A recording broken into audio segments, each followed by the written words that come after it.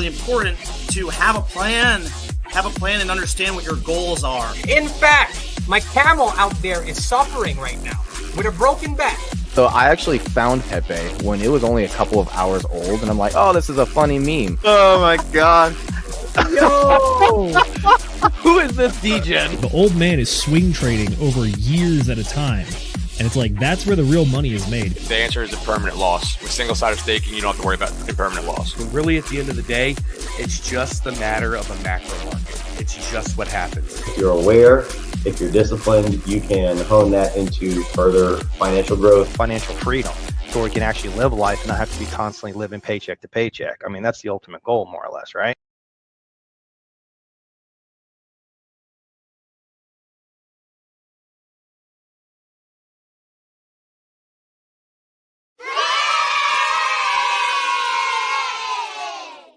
Ladies and gentlemen, boys and girls, crypto degenerates, ducks and squirrels, welcome to this very special guest episode of the DGen Roundtable. I'm your host for tonight. My name is Will Stevenson. Joining me is my co-host, Mr. Zenith, and also Triplet Dad 007 of the Magic Carpet Ride YouTube channel.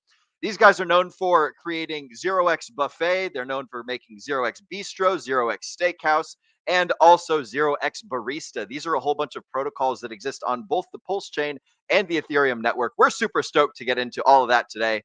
But that's what we're doing. That's what we're going on. Normally we would have like a Whiskey Wednesday, but this is a special instance of a special guest. Me and Zenith both met this gentleman down in Vegas. He's super awesome. He's smoking what looks like, as we were talking about in the green room, that's one of RG3's cigars right there. Can you hold up the band for the folks at home? Check that out. You guys should go hang out with RG3 during these Pulse Chain conference events and get you one of these badass cigars. By the way, you are muted. Let me unmute you, sir. The RG3 Pirate cigar there. Yeah, bro. Those things are. Did you get the? Is that the light or the dark one? So here's the mistake I made. There was the sweets, the Maduro, and then the natural, or I don't know what they called the middle one, right? And I went over there and I asked them that if I could have two, right? And he gave me two of each. So I ended up with a bag of 6 cigars, and they all got mixed up, and I threw them in my humidor, and now it's just like it's almost like a grab. Kind of like a grenade thing. I don't want to pick the sweet one, so I'm looking for the one I don't think is sweet, right? Because I'm not a fan of those. But this is the Maduro, I think. I'm a positive. That is too very nice. Cool. Well, yeah, excellent. for the folks at home that don't know, at the golf tournament for the Pulse 369 conference this year, RG3 had a man hand rolling fresh cigars out on the course, and they were tasty. They're good, and I threw it in a pretty high humidity humidor. So it's got a little bit of funk on it, so that's good. Hell yeah. Love it. Excellent. And I can't remember, Triplet Dad, were you the one that was feeding us booze at the golf tournament? I know that that whole thing is a bit of a hazy memory, but remind me what you guys were doing. We were the whole before Vets. Vets was so the feeding you booze was probably Vets. He had the DJ there, right? Yes. But I did have an ice chest full of Trulies. He and I stopped at the same store, right? Okay. So I did have that and some lemonades, right? Yep. Okay. Yeah. Excellent. That's right. And then and Vets was the whole right before the one that Mrs. Baguette and Mr. Nate were manning as well. So I remember you guys were all towards the end of, because me, Zenith, and Centurion and everyone, we all started, and Sasha, we all started at the Nate Baguette hole. So I was properly trashed by the time that I got around to where you guys were at. Actually, he and I were a hill across from each other. Yeah, that's right. The sending man and I would do hand signals back and forth for a while. Have you seen that video on the internet of like two guys that are on like separate islands, like 600 yards, and they're just like yelling at each other, just insults back and forth, and like, what was that? You know, like your mom. Nate was telling me that that's what it was kind of like. You guys were hanging out over there.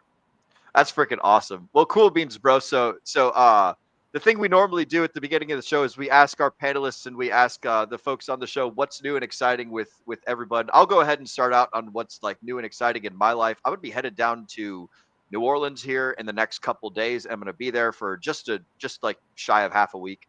I'm gonna be fixing a new tower down there, then coming back up here to Dallas, and then shortly thereafter headed down to El Salvador to go and help Dr. Chen like sort out some real estate deals down there and see where we can put the new like little medical research, not research, that's the wrong word. The little spa thing for folks that are stuck in the concrete jungle to escape the rat race and go hang out and touch grass and work out and eat steaks and do all that stuff. That's what's new and exciting in my world in the near future. Zenith Broski, what's new and exciting with you? And then we'll finish off with the best over there, Mr. Triplet Dad.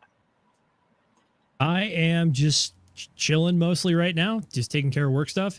We were talking in the green room about plans for the weekend. I know Trip's getting out of there, going riding the side-by-sides, which would be good. I looked it up. I'm getting an inch of snow, which is barely anything, but it's going to be enough to cancel my golf plans, unfortunately. So we'll have to see how far out the snowstorm goes and if it's drivable or not to go find a course that's actually green. You Nice. can't just like play with like a red golf ball. Yeah, that's what I was thinking. That would be fun. You can, but like, do you want to? I No. don't know. I'm allergic to snow. So yeah, I'm a California guy. There you go. I don't do snow. Tell you what, Will, I actually got I got something else here for you. Yeah, you were interested in some 40K stuff recently. I actually have been painting a little bit myself over here. That's right. You're talking about Warhammer 40K, right? Yep, Warhammer 40K. Bit of a closet nerd over here. There you go. Shoot! I see you've got a share screen. All right, here we go. I'll go ahead and pull up the share screen. Oh, Yep, that is badass, dude. Yeah, Oh, those are cool. I've been working through my Leviathan box. I just finished up my Space Marine half. The Tyranid half is pretty much like 70% done. But yeah, these are a lot of fun actually. There's the old Dreadnought and then all the heroes there together. Yep. Holy Got shit! So the this airbrush. shows my age, right? I did things like that for Dungeons and Dragons when I was a kid. That's There cool you as go. hell. Painting the minis. It's a good time. Yeah, it's good I like stuff. it. We're actually we're in the middle. Triplet Dad 007. We're in the middle of a DGen Roundtable Dungeons and Dragons campaign. We've done our second meetup, and it's my first time ever playing D&D. But we do that on we have a little actually, as a matter of fact, one of the gentlemen in the comments, Mr. Centurion, he's our dungeon master. So that's super cool. We didn't know you're into D&D, broski. That's awesome. That's pretty. Have you guys seen AI lead a campaign? I have Wait, not. what? They freaking. I watched this whole video, and they had AI lead a freaking campaign. Huh. And they just went through. You have it, and it's a chick narrate. You have a tree of four of you, and you're in a forest. Blah blah blah blah. Right, and the guy. The thing is the whole world is written in AI, according to AI. Right? He says, "I want to climb the tree." And from the top of the tree, you see a vast meadow, blah, blah, blah. It's unbelievable. It's unbelievable, the amount of detail, because if you have a dungeon guide or you have a dungeon master, they have a little bit of information about the place that you're going or what you're doing, right? And very little ad-libbing depending on the skill of your dungeon master or whatever, right? AI goes full tilt boogie on every portion of the map. I bet. That's fucking nuts, man. That is crazy. Yeah. AI's doing wild stuff. I could see leading campaigns. Doing like full AI homebrew though, that's pretty wild. Yeah, it was interesting, buddy. What does homebrew mean? Is that is it just starting from nothing? Yeah, it's pretty much the DM actually makes the entire campaign. Like they make the setting, the characters, different towns. They're the ones that pretty much have to just like create everything and put it out there. You can go buy pre-written like books for like pre-created worlds effectively. I think there's a very popular one that I played called The Curse of Strahd. It's it's like a, oh gosh, what's the word for like the vampire aesthetic? Very cool. Yeah, that's a fun Macabre? one. But Yeah, macabre, or I guess I'm thinking Transylvanian, I guess.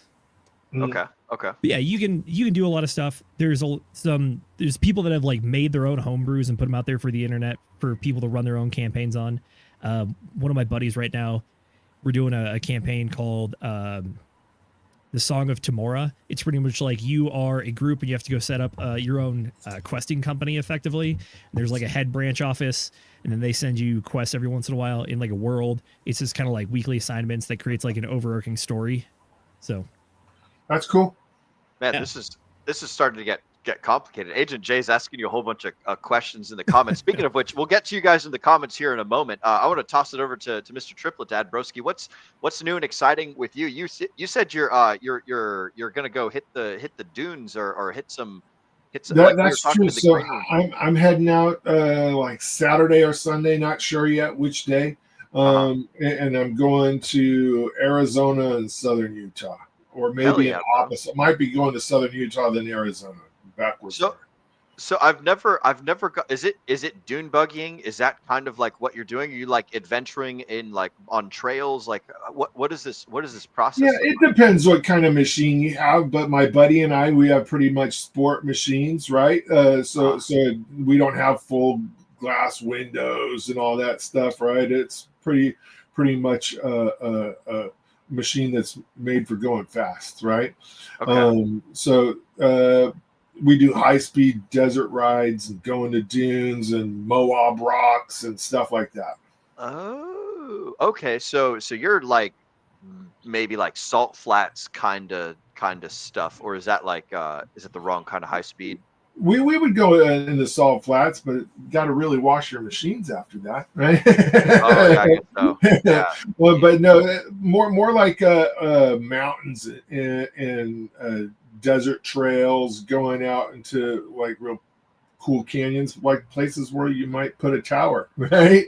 Yeah, up fire roads and down into the dunes and stuff like that. All of Southern Utah is almost a postcard, right? Yeah, it's gorgeous out there. I do like Southern Utah. I just came back from Cedar City, right off of like Interstate 15. We're doing a little tower job out there, so that was like I can agree, can confirm that Southern you Utah are making it very, very tough for me to not talk about that location and a fellow member that lives there. Oh, okay. Well, I will zip the lips, but like, but I will be visiting Pulse Ray Vision. Okay. In that general area. Yeah. I remember him talking about like just South Utah being like a beautiful, awesome place, and I know that like Zion is over there, and I know that you got Salt Lake to the north a little bit. I don't know exactly how far everything is in Utah, but like that little pocket, right? Yeah, is not far from Sedona. It's not far from Lake Powell. It's not far from Zion. It's not far from Moab, right? That little. So I always go to like Hurricane, and I use that as a home base. And in that town, I could take my off-road, my side-by-side, and drive it down to the coffee shop, and I would get a chorizo, freaking quiche there, and with a coffee overlooking a canyon in my side-by-side. It's the best, bud. It's the best. That's killer. It's the best. I like it. So we got exploring in New Orleans. We got looking for golf, looking for golfing places in the snow, and like cruising around the desert at high speed and dangerous vehicles. I fucking love it. We got some good prospective futures here, gentlemen. This is going to be a fun stream. I can already fucking tell. And speaking of it being a fun stream, it's time for everyone's favorite part of the motherfucking stream. It's time for chat motherfucking shoutouts. So I would normally ask Mrs. Producer to bring up the chat shoutouts, but I'm doing a little bit of double dipping here. I'm hosting and producing, so I'm going to bring up the chat shoutouts, and then I'll read them off to you. And thank you guys all for coming on over with us today. So first up for chat shoutouts, we've got Mr. Kenturian 54X saying, "What's up, D-Gens? What's up to you too, Kenturian? You are a scholar and a gentleman." We're I'm sure you heard just earlier we were talking about our fantastic golfing times, and man, that was a I don't remember the second half of that golf trip, but I know that it was a good time and it was super freaking awesome. So good to see you, broski. Welcome to the stream. Next up in the chat shoutouts, we've got Magic Carpet Ride. Shout out to you, by the way, for dual streaming this to your YouTube and your Twitter account. So Magic Carpet Ride, the man, the myth, the legend, Mr. Triplet Dad. And that's actually Ty. Oh, that's Ty. Oh, yeah, hell yeah! Yeah, Good to so see he's you, on Ty. here too. Yeah. Welcome, Ty. Glad that we could have you with us as well. Next up for the chat shoutouts, we've got Agent J of the DGen Roundtable, and he says, "Howdy, gang. Good to see you, broski. Welcome. Glad that we could have another DGen. Oh man, I am tripping over all of my words. Glad we could have another DGen founder in the house with us, keeping the comment section not quite so rowdy as it normally is." Then we have Mr. Angry Twinkie. What's good, DGens? A good real life friend of both mine and Zenith's, and I believe that you probably also met him over at the conference as well. Mr. Angry Twinkie is a gentleman and a scholar, and it's good to see you, broski. Welcome to the stream. After that, we've got everyone's favorite alien friend. We've got Fox Mulder shouting out the Triplet Dad. I like that clever usage of emojis there, Mr. Nice. Fox Mulder. Good to see you, broski. It's like one of my favorite shows ever made too. Fox Mulder. A little bit of X-Files is always good. Oh, wow. That just clicked for me. I was today years old when I learned that Fox Mulder was from X-Files. What a stellar name, bro. Good branding. I like that, Fox. Excellent work. Next up, we've got a new face. First time viewer, Mr. Mix, aka Josh Soleil. What's up, Josh? Josh Soleil. Josh Soleil. What's up, Josh Soleil? Welcome. Glad that we could have you with us today. This is good. I like it. Yes, and it seems like you're being welcomed into the show. So glad that we could have you with us, Mr. First Time User. Yeah, there's Centurion again. It's a little hazy, but a shitload of fun. Referring to that golfing time. Next up for the chat shoutouts, we've got Miss Luna C. Point. Hey, with the heart. Hey, right back to you, Luna C. Point. Good to see you as well. Glad that we could have you, an OG Hexkin and a beacon of positivity in the space. Glad that you could be here with us today.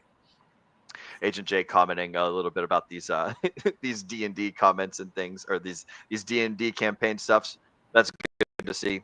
Well, glad that we can have you talking with us about the D&D. By the way, Agent J does a fantastic job playing Dungeons and Dragons. He's not our dungeon master, but man, does he make it a fun time playing D&D and things. And speaking of people who make things a fun time, next up for the chat shoutouts, we've got Miss Tam. What's up, gents? Tam, good to see you. Yep, #1 pulse chain cheerleader in the space, #1 cryptocurrency cheerleader in the space. And I believe, Zenith, you had mentioned she has got the most impressions on Twitter or X of like anyone in the Hexico space. So it's always good to see Tam doing her thing and shining bright as a beacon of positivity for everyone in the pulse chain space. Positivity is nice. Absolutely. And then we've also looks like we've got Mr. Hex T Armstrong. Ahoy, mates. The Pacific Northwest is in the house. Shout out to the Pacific Northwest. I fucking love you guys up there. I personally grew up in the tiny town of Port Angeles over there in Washington, so I always love seeing the PNW Hexicans and seeing what all y'all are up to and hanging out in the chat. Good to have you, Mr. Hex T Armstrong. Welcome to the stream, broski. Way to represent the the rainy part of Washington. After that, we've got Hexican Lost in Asia, legend in the house, right over there. Thanks for the show, DGens. I agree. This dude is a fucking legend. I've only just recently learned about you, Marcus, Mr. Triplet Dad, from the show that Zenith did over on the Discourse Syndicate, and the meeting over in where was it, the Flamingo, all that, the conference and stuff, and you guys did a talk over there. That was freaking excellent. So like I had no idea about all these projects and all the stuff that you've created. So this dude is definitely, Hexican Lost in Asia is absolutely right. Legend in the house, and we are absolutely glad to be bringing this show for you. And you don't have to worry about my using my first name. Everybody knows I'm Marcus also. Oh, okay. That's how I'm introduced at all the places and in most of our chats. So no worries on that. Okie dokie. Excellent. I totally messed up on that one. No, not an issue at all. Alrighty, excellent. Cool beans. Well, next up for the chat shoutouts, we've got our favorite Farmer Jay, Mr. Farmer Brown.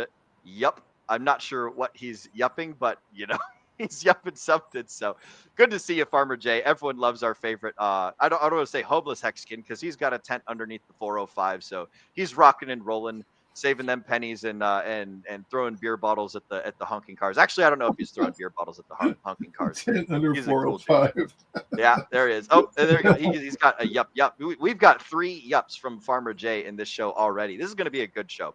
So, guys in the chats, we appreciate all of you guys watching. Whether you're watching us live or you're catching us on the replay, we just want you guys to know that we love each and every single one of you. So thank you all for tuning in. We'll do another round of chat shout-outs at some other point in the show, but that is all for now. We are all caught up, and gentlemen, it's time to get down to brass tacks. It's time to talk about some of the cool things that that you've made there, Mr. Marcus. So for the folks that don't know, I gave him a little bit of an intro in the beginning, but for those of you guys that have never heard of the Magic Carpet Ride, these guys started out as dudes that were basically just pooling up money for all the different sacrifices that were happening on Pulse Chain, PulseX, Liquid Loans, 9-inch, a whole bunch of different things. They were the guys that did, like, as far as I'm aware, you guys are like the original like pooling up of money. You guys like brought over like over 26 or 27 million dollars like in total, just from everyone pooling all their resources together. You were like I want to say you were like in the top 20 or the top 20 something for PulseX, and then like fucking #1 wallet for the Liquid Loans, and like fucking second for the 9-inch and stuff. It's freaking crazy how much money you guys have organized and brought together so that folks can get like a better return on their investments. I know that for the folks that didn't have a whole bunch of money, like the whole, I don't want to say bigger pays better because that's the Hex thing, but like you got, there was bonuses, and I want to say that the guys that sacked with you, they got like what, like a 2 times advantage in almost everything. So shout out to you, man. Like your guys like Magic Carpet Ride shit was freaking awesome. And then like you guys have gone on to build a front end for Liquid Loans. You guys have made like an over-the-counter sales system that is like the first of its kind on Pulse Chain. That's freaking cool. And then like you've got the Hex staking thing and some like some rebalancers and some other stuff, bro. You made some cool ass stuff. So like I want to start off like back in the beginning. The first thing you guys built was it called the Magic Carpet Ride? Was that the protocol that pooled all the money together? No, the first one thing that we built was the barista. Okay, barista. And that was just basically a front end for Liquid Loans. Okay. Then we built Buffet, and Buffet is just a place that's we launched our token MCR369, and Buffet was a place where you could stake that, and people who started doing that early were getting little airdrops of coins that were launched and a little trickle here and there, right? But the idea being is that all of our dApps are going to funnel money to that. So all the fees go to that, all of them. We don't get paid, right? The only way we get paid is if we have our MCR token staked. So we're staked in that protocol too. So Barista started trickling money in there, and that would happen when there would be some carnage in the market, right? That's how things happen with Liquid Loans things. So when things get liquidated or redeemed on, fees would trickle into Buffet. Then the OTC came next, and then Steakhouse, and we're working on some other stuff too. Okay, sweet. So Barista was first, and that was, I saw on like the website or somewhere it said rebalancer. So that's what you're talking about with like the fees. So with Barista, what happens is that if you were in standard Liquid Loans and there was a liquidation, some of your USDLs gets removed, right? And it's replaced with Pulse. That's how that collateral works, right? Yeah. With ours, if it's timely and gas efficient and makes financial sense, that bunch of Pulse that ended up in your wallet after a liquidation gets turned back into USDL, so you don't get thrown under the bus with the market. It's a fork of a protocol that was used forever on Ethereum called B protocol. That's cool as hell, man. That is cool as hell. I want to actually I want to like get further into that, because that was something that I didn't. Man, I wish I'd have known about that in the beginning when liquid loans first launched, because I know I had. You said that was for redemptions or for liquidations? Liquidations. Okay. Redemption's a whole different thing. I've been redeemed on too, buddy. I was redeemed on recently. Yeah. It's not my favorite thing. Yeah. One time I was redeemed on for 600 million pulse. Oh wow. Yeah. It was a big redemption. But you can make that so it's a little bit more safe, right? But when I went to bed, I was in the middle of the page, and I thought I was very safe, but apparently not. Yeah. Yeah, that happened to me when that first started being a thing that I think it was a 14-day window or something like that where it couldn't be redeemed again. And I was like, wow, liquid loans is the coolest thing ever. And then like I came back on day 15 after like not watching it, and it was like, oh, my pulse is gone. Oh no. Like so that was a real misfortunate thing for timing, right? Because that 14-day window was up, and then Richard Hart started pumping the chain, dropping $5,000 in ETH at a whack over and over and over again, which made it hard to regain entry at your position. But had you held those USDL and threw them in now, you would have more pulse than you did before, right? So it's kind of a hit and miss thing. Mm-hmm. Oh man, is there a way to make it work on the opposite side? So like when you get liquidated against, it takes the pulse, or it takes the one and turns it into the other. Is there a way to do the same thing on the opposite side for redemptions? There is a way to do that, but it's not available yet. Oh, okay, all right. Well, I don't know. I don't want to pressure you into telling us all the secrets and stuff. But you know, that is for another show. All right, and it will be epic. Oh man, that's cool sounding. I like that, because that solves the problem of the people that want to keep the stuff that they have, but they also want to use the protocol like to the maximum extent. So that's super cool, man. I like it. So Barista was the first thing you guys did, and then after that, you said it was Bistro. Then Barista, then Buffet, which is just Buffet. Yeah, and that's really, there's not a whole lot to talk on that. It's very similar to Aave and Fiat, right, where you have a protocol token and you get to share in the profits that are being traded back and forth within that protocol, right? Very similar to that. So you stake your MCR369 token in there, and even some of the HOA guys, one of them threw in, I think it was I forget which token it is, but there's a token that emits HOA. And that's and he threw it into our contract, so we can't take it ever out. So HOA continues to be emitted to people forever, as long as that token's traded. That's cool, like a reflection token or exactly. Okay. So, but right now we're paying all the Richard Hart tokens, stables plus ETH and Hedron. Yep. So anyone that stakes MCR gets paid out in all the RH tickers as like the fees and stuff. And here's the kicker, though, right? So we all of those tokens are already out in the wild on Pulse Chain. We have a buffet now on ETH that's going to share the protocols profits, fees, right? And for Steakhouse and the OTC, and the MCR369 token on Pulse Chain has to be bridged over to ETH because there's no ETH token. So you have to determine, if you have a stack, where do you want to get your profits? Do you want to get them over on ETH or over on here and divide your bag? So there's a little bit of game theory there too. But every token that goes over here isn't in this pool. So you're going to play a balancing act there, but it's pretty cool. Huh. Okie dokie. So Barista's the start. Buffet comes after Barista, and Buffet's pretty simple. Just to like own the protocols that we're making, and correct, get the fees, profit sharing, do the stuff. Yep. Okay, sweet.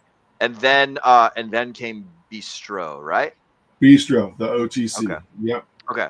So can you explain?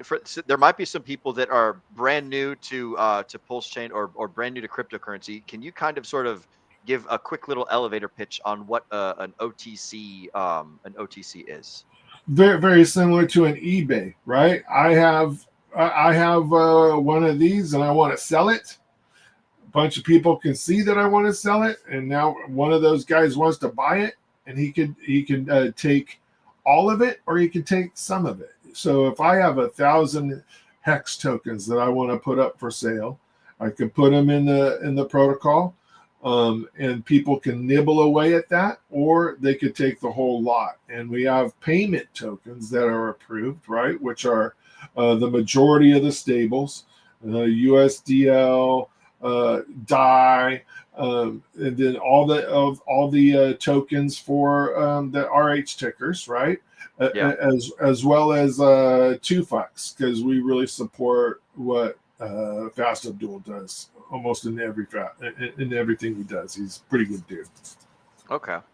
So I've never heard over the counter described as basically an eBay before, where you just put the tokens up and people buy them. One of the nice things about OTCs is that it doesn't affect the tickers. It doesn't affect the correct, the whatever the hell. So if like a whale wants to dump a huge position, they could just put it up in the OTC place. They have to wait for a buyer, but like they could sell huge amounts of tokens for no slippage either, right? Yeah. So that's the key. There's no slippage. There's no green candle. There's no red candle. There's just people transacting it, and you can make it so there's no where I can do it directly to Zenith, right? But I can DM Zenith and say I'm about ready to put this up, right? And I'm clicking the button now, and then it'll pop up on our screen, and then it has a little cooling off period, and then the cooling off period goes away, and then you can buy it, right? So it's not a person-to-person one; it's a multi-person to multi-person thing type deal, right? But you can use it like that as an escrow service as well. You can do like Fast Abdul did and use it to basically launch his bribe token. He wanted to get a certain dollar figure for each one of those bribe tokens. He put them up there, and people nibbled away tens of thousands of dollars of bribe token. I'm not sure entirely what magic what you said. Tide. He's just saying that when you're buying, you can use multiple assets to purchase those, all those RH tokens, and there's no fee to you guys, right? The buyer doesn't pay the fees; the seller pays the fees. And the fee is only 1%, right? But if you we have a token called Bean that's emitted by Barista, right? And it's just kind of a duct tape token, to be honest, right? But we have come up with some usage for that here and there, and this is one of them. You can stake a bunch of those Bean, and it'll cut your fees in half. Or you could take an NFT that we issued a while back called Golden Bean, and one of those NFTs will cut your fees in half as a seller. That's good. And these fees are what feeds into the thing we were just talking about earlier with staking the MCR. So buffet, correct. Okay, the buffet. Okay, so all these folks that are putting up coins for buying and selling and trading on this OTC. What do you call it? Is it like a dealer? It's a DApp, right? It's a decentralized. It is a decentralized application. It's trustless way to transfer tokens back and forth, right? There's no admin keys. There's no nothing. The only thing that we can do to that protocol is really that we could play around with the fees if we wanted to. Okay. Well, dang, that's freaking. But that's not our what we do, right? But we can add tokens to it. Like if another protocol comes into the RH ecosystem and it becomes dominant, right? Where there's a lot of liquidity for it and people have it in their wallet, it's trading in high volume all the time, not unlike 2FUX, right? We can add that as a payment token as well. Yep, I see that. That Mr. Fast Abdul is asking if he can buy a toaster with 2FUX. I don't know if you can. I don't know if you can buy a toaster. If you go talk to Pulse Ray Vision, I think he will sell you an air fryer. An air fryer with for 2FUX. Yes, he will sell you an air fryer. That's pretty good. Yeah. I like it. So you guys, and you guys, when you made this OTC thing, like there are no other OTC things on Pulse Chain, right? It's just you guys. There was one that really didn't get a whole lot of traction with the 9mm guys. Okay. But ours has more stuff for sale, and it's not. We're not trying to compete with the 9mm guys. We're just trying to put out a really good product that feeds our ecosystem. And when we talk about Steakhouse in a little bit, there's a method to our madness, right? When Steakhouse creates steaks, those steaks are then tokenized. And we wanted a place to be able to sell low liquidity tokens with no fees, right? So if we created 1 million Hex steak, that would create 1 million Steakhouse tokens. That's not enough tokens for me to go pair it with DAI and create a liquidity pool on some DEX, right? So we wanted to be able to put we wanted to put an application on Pulse Chain where low liquidity things can trade hands without incurring giant slippage. That's pretty fucking cool. I don't even know like what could be done with this, but it's sounding like there's a lot of promising opportunity here. The Ty is requesting that we screen share Bistro. It'll look badass at DGen Round. He's right. So we had our initial version, and then we're going through and we're redoing our website, which Ty's working on. And we've redone the user interfaces for all of our dApps, and it's pretty slick now. It was nice before. It's badass now. Is it a finished product? If I wanted to screen share it, where would I go to find 0x Bistro? 0xbistro.io. Yeah. Okay. 0x Bistro. It's 100% finished. All the changes have been uploaded.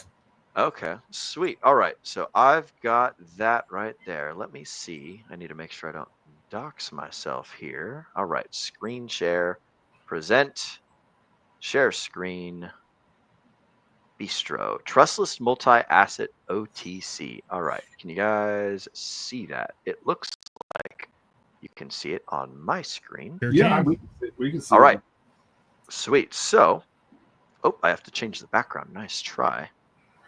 Zenith, by the way, if you have any questions, broski, feel free to hop on in here. Do you have any thoughts before we launch into this super cool bad boy? Nope, I'm good for now. You're just keeping it going pretty well, answering all the questions I pretty much would have had. So, all right, sweet. The party okay, rolling. so walk me through this. What have we got here? So the far left column is the token that's for sale, right? Okay. The maker. The next column is the person who's offering it for sale. Okay. Right. And then the next column is the price per token of the market. Right. So and that price is derived by DEX Screener. So we get inputs from DEX Screener on current market price, and it's usually going after the largest pair within that token. Okay. API giving us price feeds. The next one is really interesting, and what Ty touched on is those are the tokens that are acceptable for that particular offering, right? So you within that offering, you can take one token, you can take the whole gamut of tokens that are available. And the next is the offering price, right? So some of those you can see already have arbitrage opportunities. Like, is that what the colors are? Like the yeah, green and the red? so if it's red, that means it's way out of line and people have just put it up there for fun, right? Okay. If it's green, there's an ARP opportunity, and Dark always offers ARP opportunities for people to get into Dark token, anti-gravity, hex ray vision stuff, right? Pulse ray vision stuff. He gives people opportunities to get those tokens all the time, especially when the new auctions or the new lottery thing is coming out, right? And you buy a fuel cell and you wait for the lottery, right?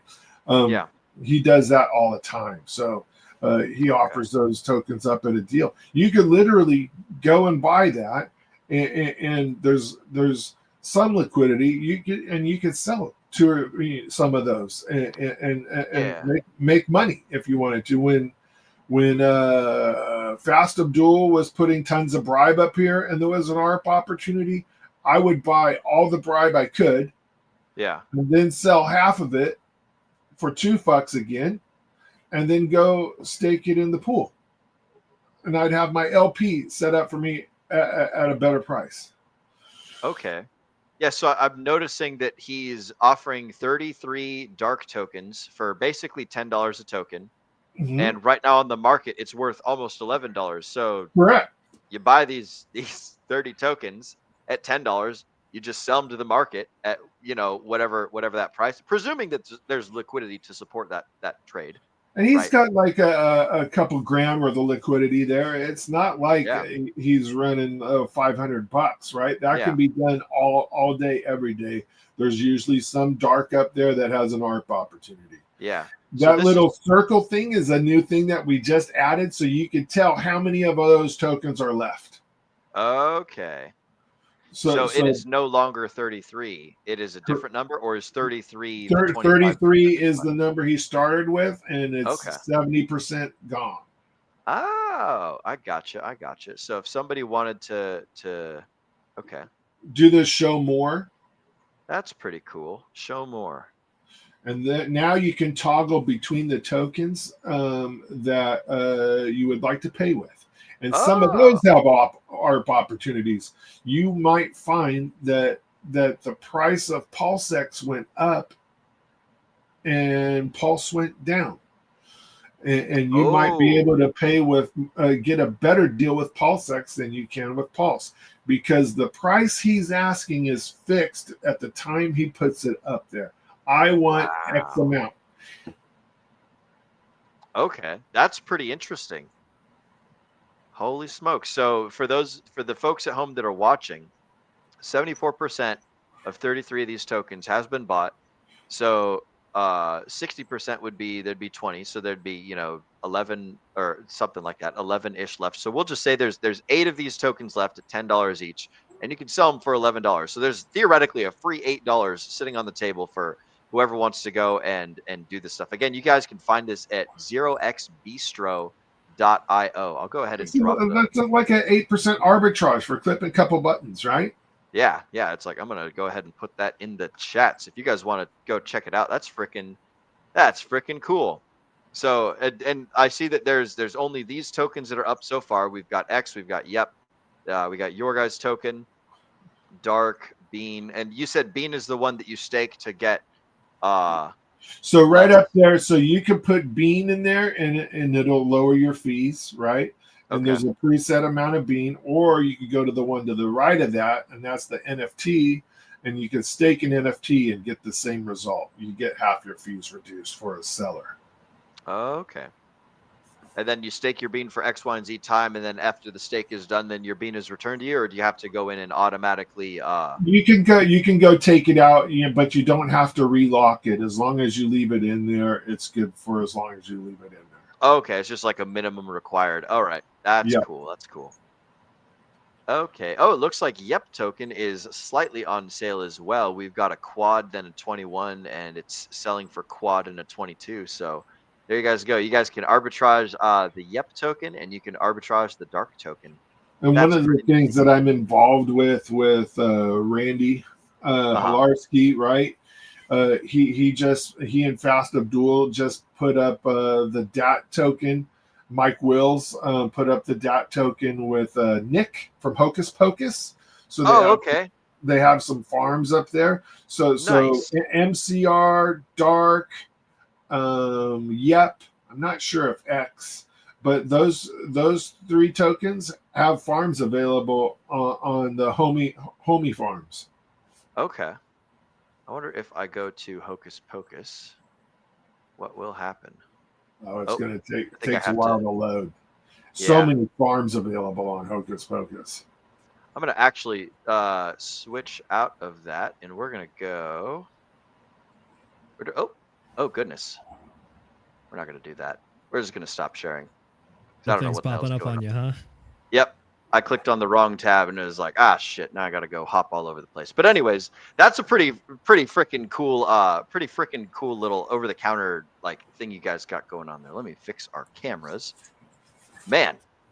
So what was it that, so you guys built Bistro because you wanted a place to take care of something that was in your future plan with the steakhouse stuff? Is that what you were describing, the reason for building? Correct. That's the steakhouse was what we hung our hat on when we were telling people we're starting to build stuff.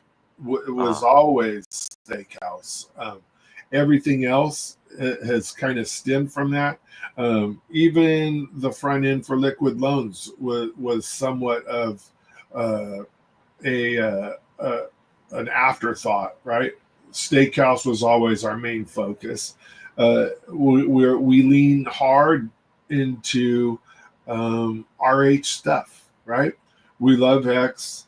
We love RH tokens, which is why you can pay with them on our OTC, right? We're big fans. So when we decided to do Steakhouse, it was also another turning point, a fork in the road, if you will. When we announced Steakhouse, like the next week, all the freaking stuff hit with the legal thing, right? And they said, we're now all minors. And we're going, I don't know about being a minor, right? We're not going to change the name of the thing we just announced to Mine House or something like that, right? Yep. So we just hung with it. We knew that the guys with Staker app weren't changing their app to Mine app, right? Yeah. So the name was still going to be out there, and every other blockchain out there was still saying staking. So we just kept rolling with it. I like it. Fast Abdul's wanting to know when is 0x Bakery. We have the name 0x Brewery. I think purchased. We never went through with that though. Well, let's go ahead and launch right into the meat and potatoes, if you will allow the pun, and let's talk about Steakhouse. So Steakhouse is that you were saying that was like the purpose, the would you call it, like the pièce de résistance or whatever? It was our focus. Magnum opus. That's there you go. So we wanted to take the same type of ethos that we had when we ran Sacrifices into Hex, right? At the time, people were paying $500 or more to get their Hex out of a stake on Ethereum. Pulse Chain had yet not launched. So that's what our goal was to get something to keep those costs under control, perhaps future-proof the costs on Pulse Chain, right? The other day, for a transaction when everything was going crazy, I paid 94,000 Pulse for a transaction, you guys. Yeah, kind of crazy. There. Right? And right now, since the price of Pulse is in the twos, right? That doesn't hurt that much. But if it was killed to zero like it was before, that would have been a sizable amount of money, right? It's a big deal. So we wanted to make sure that we future-proofed that as well on Pulse Chain. Gas fees could get absorbent someday, right? Who knows? If I'm doing a 15-year stake, who knows what the gas fees on Pulse Chain are going to be in 15 years, 10 years, 5 years from now? Nobody knows that, right? So we're taking that whole thing where we want to get bigger pays better bonuses for everybody within our ecosystem. We want to cut costs, and we want to make the unstaking fair, right? We don't want to have a stake come due and rely on a benevolent wallet to do our unstaking for us, right? And then everybody send them thank yous. We want that benevolent wallet to come in unstake this and get paid back by their remaining stakers, right? So walking you through a stake, when you come onto a steakhouse, and I would like to start a group stake, right? So a pooled stake. So I can choose the length of time. So let's just say we're doing a 45-day or a 60-day stake. I can choose how long I would like people to be able to enter that stake. So from a couple of hours, right, an hour, all the way to 369 hours, right, is a little nod to the ecosystem. And once that time has elapsed, everybody stake goes live. Somebody presses a button that says start stake. Everybody can go in, everybody's stake goes into the RH ecosystem. Not much of this is steakhouse stuff, right? Once that stake goes into hex.com, right? That's a full-blown RH stake now, right? Yeah. Prior to that time expiring, though, right?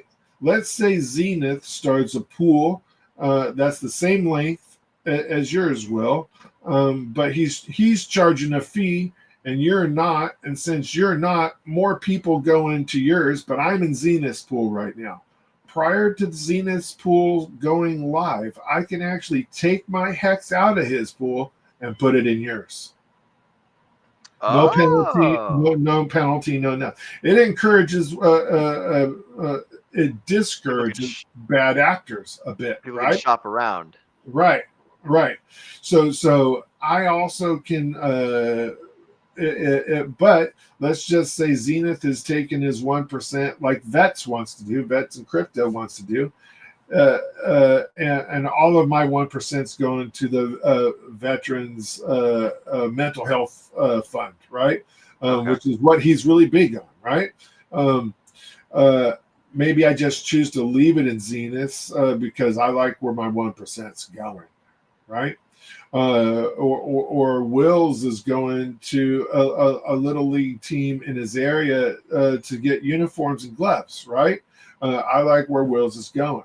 So you can use these fees to bolster your community. I hope people bolster your community within crypto and outside of crypto. I don't really want to see people saying, I'm a big influencer, you're going to get more, bigger pays better with me, and I deserve the 1%. We had a choice of making that 1% go as high as we wanted, right? But we chose to keep it at 1%. And if there was a charity or something like that, we can make that go higher if we wanted to. But right now it's 0 to 1%. That's it. Okay, that's pretty good. I'm down with those odds. Like that's a good number. So then now the stake starts. The beauty about Steakhouse is there is no EES, right? So all of that hex is locked forever, or until the stake is done, the duration. So there's nobody's going to EES. There's no payouts going to T shares. There's no payouts going to the OA. It's all EES free hex within that stake. It's all going to serve its turn.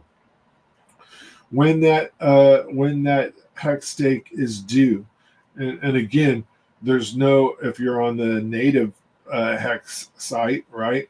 When people were unlocking their hex with hours to go and messing it up and EESing the majority of their stakes, right? Because they still clicked the button when it was red instead of black because they didn't know the difference. There's not that either in this, right?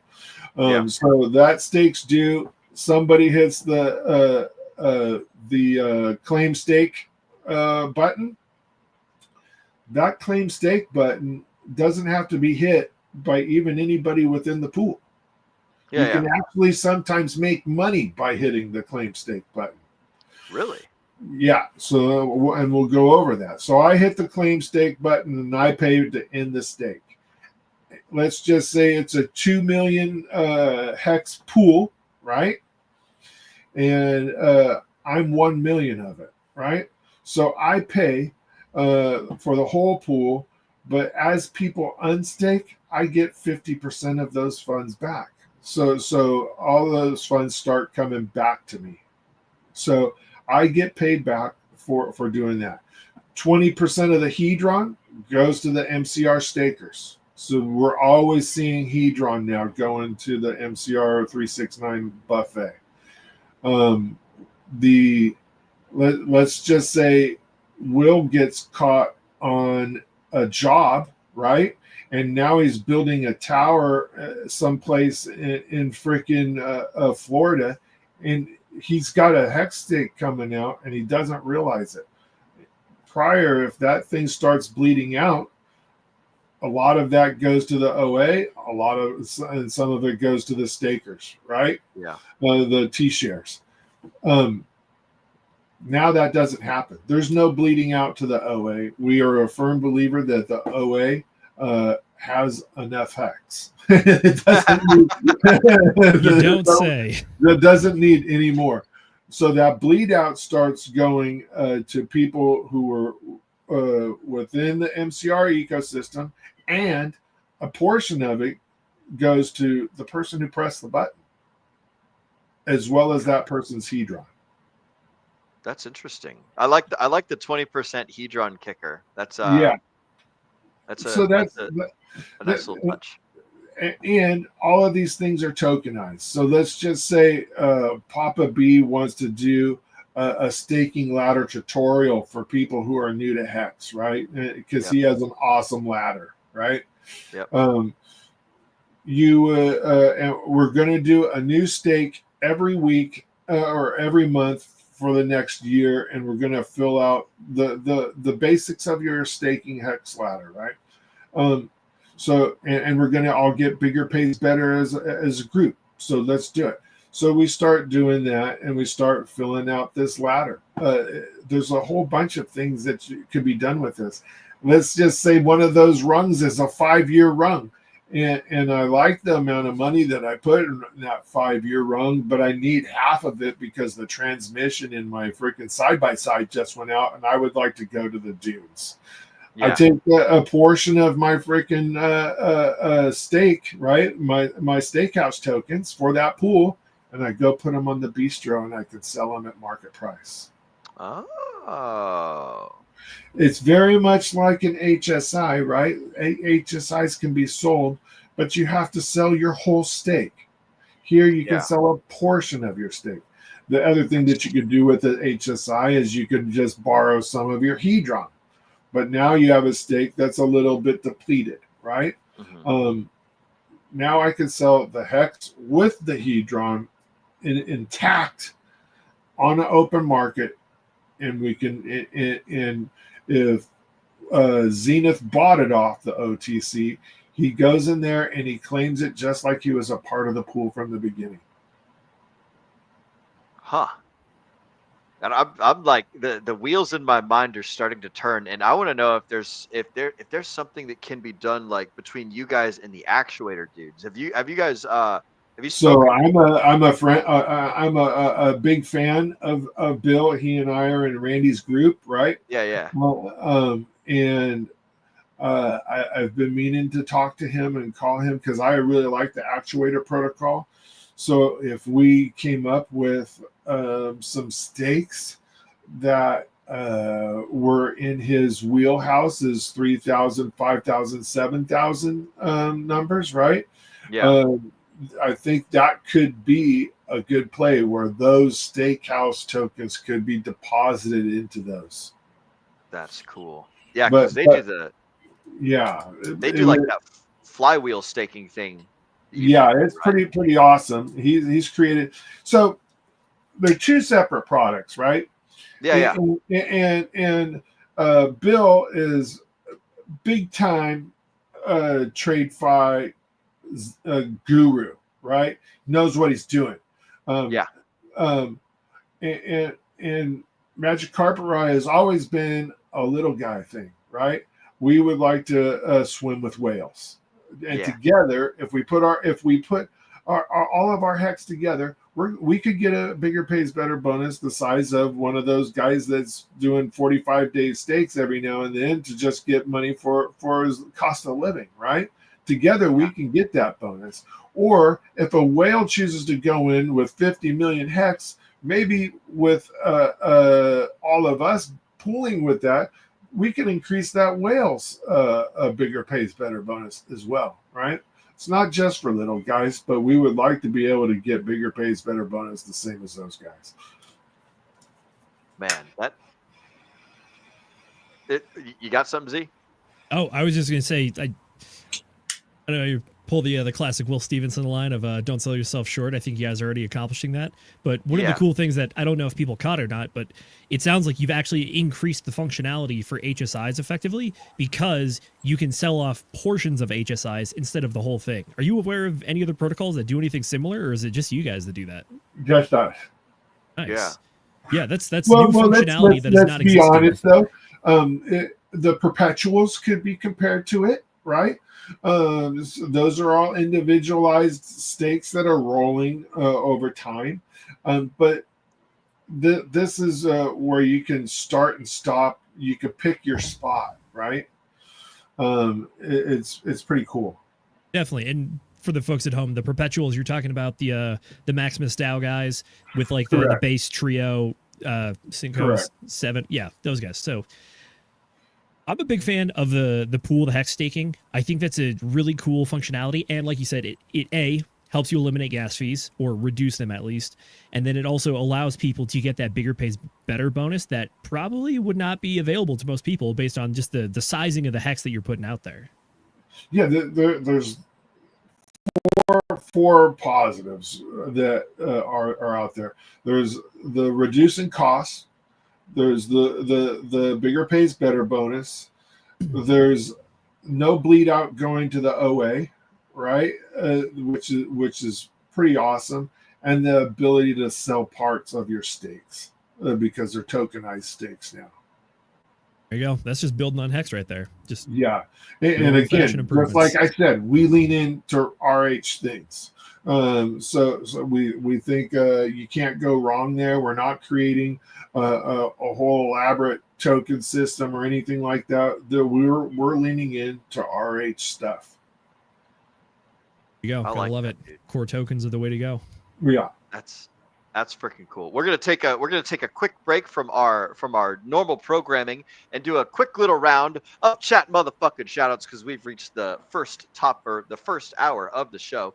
So I have a confession to make, and my confession goes out to Mr. Hex Monkey.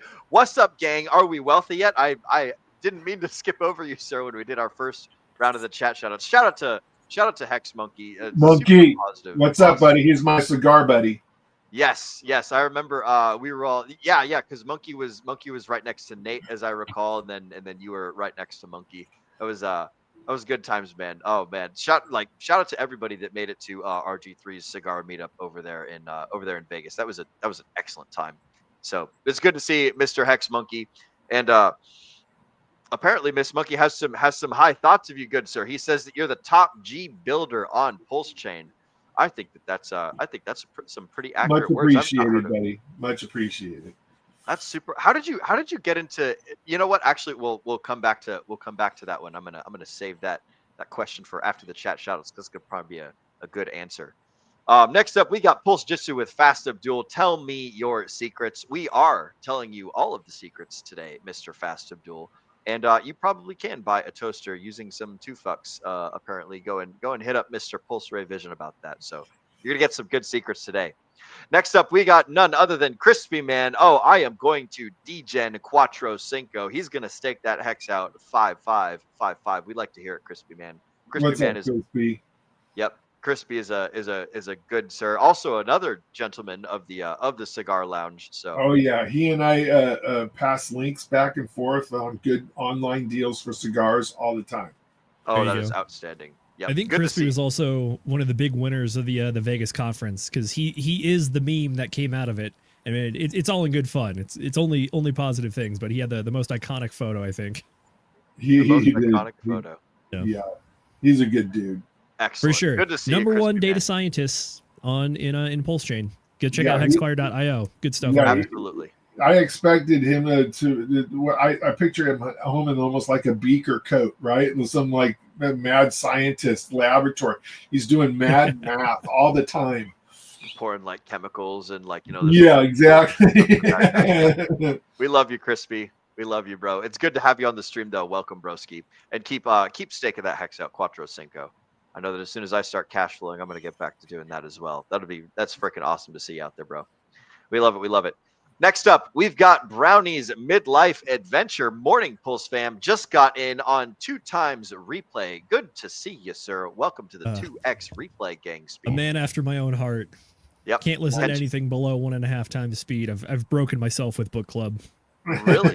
Oh man. Yeah. Well, because I don't. Well, we cover so many books, and we do the audiobooks a lot, and just to try to get through things within like pretty much like 5 days, I always just go like double at least. Well, also the Audible, like their book speed is just incredibly slow. So like you really can't do anything under 1.5. The people are just talking like this. And I can't listen to a book that way. It just doesn't work. So it's good to see you, Mr. Brownie. Glad to know that you're having a great midlife adventure fun and you're watching us on the 2x replay. We love to see it. Then we got some more fun, some more comments. Pulse Jitsu with Fast Abdul. The origin address can get his own hex, just like those poor kids. You're absolutely right. He doesn't need any more. So the OA staked out like essentially all of his hex. So not only does the origin address get all of the emergency and staked hex, like he gets 50% of it. Whenever anybody EESs, OA gets 50%, and the staker class gets the other 50%. But guess who the majority of the staker class is? That's right. It's the origin address. So all those folks that are out there emergency and staking your hex, you're just feeding the origin address to the OA, whoever it might be. Subductnig Greg apparently. So saith Mr. Greg. He's old Greg. Yeah. Greg the Duck. Yeah, he can get his own hex just like those poor kids. And Farmer J agrees and says that we need to put those kids back to work in the mines. The children yearn for the mines. They need to go back down in there. Yeah. And then shouting out Bill again. Little black lung never hurt anybody. Yeah, I mean you don't need both. You got an extra. It's all right. A little bit of dust in there. We'll just send a French maid on down and get it all cleaned up nice and good. We got Fast Abdul back again. Bill is like the Hex Batman. That is an interesting comparison. I want to hear more information on how Bill is like the Hex Batman. And then Fast Abdul also had another question about how much slippage do I pay. And I believe that question was answered. This is in regards to the OTC stuff. On Bistro, you don't pay any slippage as a buyer. That would be zero. Yep, that would be zero. To be intellectually honest, though, so real quick, let's cover it, though. Like, what are the potential downsides of trying to use the OTC? And in my mind, it comes to immediate price action, which is that if it's you post it for a price is able to move different directions, and that's where you could theoretically not get as good of a deal as you were hoping for, especially on the seller side, if it moves against the direction you were hoping, that kind of thing. But as far as like the fees from the actual like dexes and doing the transactions, you're only paying for gas fees at that point, pretty much. I think Trip froze on us. Oh no, I was gonna say, is it me or is it okay? We might have lost Mr. We'll get him back. We'll get him back. We'll get him back. We'll get him back. We'll do CPR. In the meantime, I'm gonna roll through some more of these comments and things. Let's see. So we've got Pulse Jitsu. His plans are foiled. Apparently, he was gonna charge 40% for his hex stake things. That's good to see. I mean, that is an interesting idea, though. Gone. He'll be back. He'll be back. But when it comes to creating all the DeFi apps, theoretically, if you're the first one in the market, you can charge whatever fee you want. Yes. And then good old competitive capitalism comes in there. And if someone makes another application but charges less fees, then they are now the best deal in the market. And theoretically, more flows should go that way. But when you got someone out here like Trip, who has 1% as the max, and that's an optional slider, by the way, that means that is effectively zero. So that's that race to the bottom of the market. So the consumers ultimately are the winners. There we go. All right, we got you back. Excellent. I don't know what was up with that. We just lost the internet connection here for a second. Yeah, you'll get that. So the downside of the OTC is the If I'm a seller, I put up a bunch there. The price goes through the roof, and I have it listed at a price that's very affordable compared to the market. Right? Becomes a suddenly good deal. Right. From a buyer's point of view, there is no downside, right? Because I have no slippage, right? And I can pick and choose my deals. So I'm not going to experience this catastrophic loss if I buy this token. If it's not priced within or something reasonable, I don't have to buy that token, right? So from a buyer's point of view, there is really no downside. Just seems like something you, as a seller or the person who puts the initial thing in, it just requires a little more active management on your part. But if you're already somebody that does farms and whatnot, you're probably pretty used to that. But let's just say I'm a project and I have a marketing budget. Those marketing people that I'm talking to only take stable coins, right? So I have a bunch of my tokens that is available for a marketing budget, but I can't pay my marketing guys with those tokens because they take USDC on ETH, right? I can put some of my tokens on the OTC, not affect the price. People won't accuse me of dumping on people's heads, right?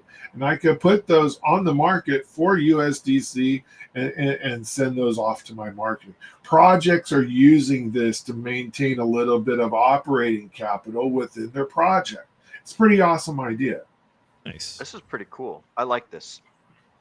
There was a on the subject of the marketing and the financing and stuff. Mr. Fast Abdul has another thing that please take a moment to acknowledge that the Magic Carpet Ride guys did not steal $80 billion. That's true. Is there something funny about $80 billion and people stealing it that I don't know about? No, so when we first started and we did the sacrifice pools, right? Everybody was you guys are giving your funds to a bunch of noobs, blah blah blah blah blah, right?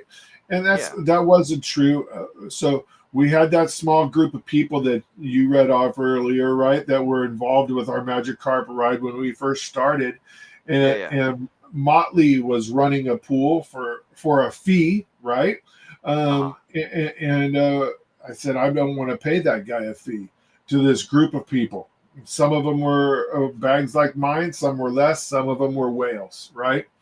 And they said, well, if we do a pool, let's just do a pool with us, but maybe we should open it up to everybody who wants to partake in this, right? So we did, and the first sack to that pool wallet was $430,000 from one of our whales. Jeez. And then we knew we were serious, and we freaking went online, right? Yeah. And that wasn't the largest sack we received. That wallet got $1 million sack. Yeah, that's pretty damn cool. Yeah, so that was with the PulseX sack, right? Then we were with Liquid Loans. We were at $5 million, and then the God Whale came in and gave us a beat down, right, and put us into second position. And then he never re-upped his bag, and we kept waiting for him to do it, but we got to $9 million. Yeah. So Mr. Abdul is exaggerating a little bit by saying 80 billion. It was in the 20s, and it was millions. But we've done. We helped KG launched his wallet, right? We helped him run that. We did the 9-inch. We did Poor Pleb. We did a whole bunch. So correct me if I'm wrong here, but I think one of the cool things about you and your team is that you guys have a lot of credibility to your name, not just through creating Stakehouse, which is a decentralized application that is theoretically trustless to run those staking pools. But even before that, you guys were running those Pulse Chain, PulseX sacrifices, but those were not like DeFi apps. That was just like you coming together with the team, getting everybody to pool funds for a common goal. And then at the end of the day, everybody got paid out. Nobody got screwed. Nobody got robbed. And it just shows just people are trustworthy inside of the community. And it's building that reputation. It's a serious gut check, you guys, right? So we're running it off of spreadsheets, and Ty and I are very good. Ty is awesome on Excel, right? We're combining columns. We're doing test sends through the whole freaking test net, right? Setting people test tokens all the time just to make sure we're taking some zeros away so everybody sees their amounts. We're double checking with everybody throughout the whole process, saying, did you guys receive it? Did you guys receive it? If you didn't, complain now. Let's talk about your adjustments, blah, blah, blah, blah, right? None of that happened. We made a few adjustments, but everything was freaking really, really awesome, right? But when mainnet launches, we're not figuring out a place and taking a part in all the swing trading that's going on, right? We're sitting there fumbling, not fumbling, doing what we put together as a game plan to get these tokens out. We had PulseX out within an hour of the launch to everybody that was in our pools. That's fucking good as hell, man. That's awesome. Yeah, so everybody was able to partake in it. It was crazy. Holy smoke. So just like literally copy pasting addresses off of Excel spreadsheets and like putting it into the MetaMask send, fucking send the stuff off. And we had our own multi-sender made because there wasn't a multi-sender for Pulse Chain yet. Oh, you guys like pioneered that we used it for several projects other than ours. Okay. We helped other projects distribute their tokens several times. That's super cool, man. So there's some stuff behind the scenes that you guys have created. Is that multi-sender like publicly available, or is that just like a launch code that you guys? I don't think we even have it on a server anymore. But we had it because there's lots of other options to do with now. But at the time there was not. Day 1, hour 1. There's no multi-sender, right? At all. Yeah. There's like nothing. It's just like barren wasteland and a bunch of people with fucking guns going crazy. Fucking A, dude. That's cool. Yeah. And Ty is absolutely right. Like, thankfully, Magic Carpet Ride had a benevolent wallet manager. Yeah, that's super cool. And that's good. That's like fantastic reputation points for you. So like I thought that it was all smart contractor. It was all like trustless integration something. This is like literally you guys sitting there clicking buttons and there's nothing to integrate to. Yeah. Yeah. Holy smokes. And had we waited to integrate, right, that would have taken forever to make something that was trustless starting from day 1 moving forward. It would have been impossible. I have other pools had to wait weeks for their tokens. Yeah. They were waiting, or they had to build some sort of thing like that. So wow, that's cool. So like you guys come in there like we're not flying on instruments. We're like flying by hand. This is all like we're gonna guide this plane down, and like we're gonna be able to land before everyone else whose stuff's all in a kerfuffle. That's crazy cool, man. Yeah. Something to be said for the old school like bring the plane in. What you got, Z? I was gonna say, if you don't mind, I do have some dev questions. It's always fun talking to founders and people that actually operate projects. So when you were coming up with all the different protocols you guys have made, well, what is that like trying to actually develop these DeFi applications? Like, what are some of the hardest challenges you come across? Finding good devs is one, right? And then when you find good devs, lean into them as hard as you can, right? So the devs that we're working with now, almost exclusively, are awesome, right? And we don't hoard those guys. We don't try to put a freaking tag on them and say these are our devs, right? I want those guys to be Pulse Chain devs, right? So we recommend them to everybody we can. So they stay busy in the Pulse Chain ecosystem, and they don't go to Sonic or some other place and start deving over there. We would like good devs to be on great projects here on Pulse Chain. So we're not trying to tag a guy and say, these are our devs, nobody can use them, they're exclusively ours, we command the time. That's not our jam, right? A lot of teams do that, though. A lot of teams do that. So that's one thing, is we find good devs, we keep them busy, they're grateful to us for introducing them to other projects. That's one thing when we're launching projects. And the other thing is to just kind of set your expectations properly. Things don't always go the way planned. Oracles is one thing, right? Stuff like that. Make sure that you have the ability to pivot and make some tough calls. For sure. What's If you don't mind me asking, what's the timeline look like for actually going from idea, getting people together, getting a prototype, and then like launching an actual project? So that depends on if you're forking something or you have an original idea, right? Okay. So everything except for Barista of ours is an original idea, ground up build, nothing like it any place else, right? So that's tougher, that's more expensive, that's more conversations with the dev. That's putting stuff on a whiteboard and everybody putting their ideas on the table and coming to a conclusion.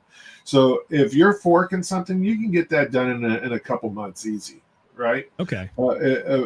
As long as it's not something giant like Aave, right?